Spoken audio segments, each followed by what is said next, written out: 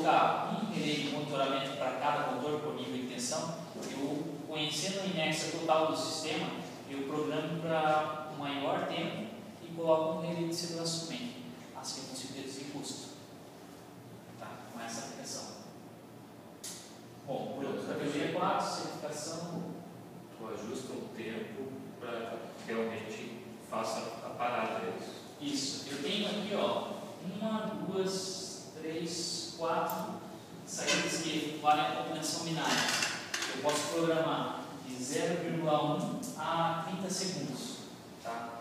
Então, se a minha inércia motor é 15, eu pego certo a combinação binária, digamos, um pouquinho mais do que 15, vamos lá, para 20 segundos.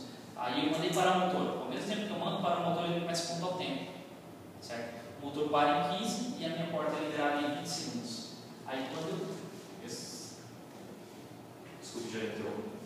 Ele vai sempre para aquela situação que tinha lá, que o cliente pedia que se desse algum problema, prendesse a mão da pessoa e desse tempo para voltar, para desprender a mão. Não vai servir para isso. Não é isso.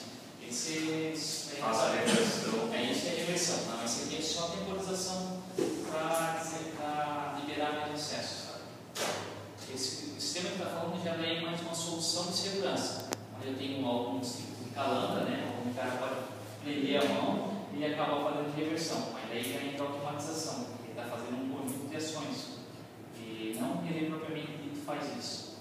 Nesse caso aqui mesmo é um tipo de monitoramento. Eu sei qual é a inércia do sistema, certo? E eu quero permitir o acesso da pessoa àquele sistema que oferece risco somente após eu saber que eu mandei parar.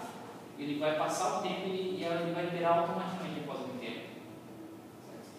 Então, mandei parar, ele manda parar o sistema e começa a contar o tempo. Deu o tempo que eu programei para ele, ele vai liberar, vai contar a saída que eu vou estar podendo usar para liberar um acesso de porta, por exemplo. Sei? Bom, deixa eu colocar aqui, tem 3 contatos que abrem imediatamente.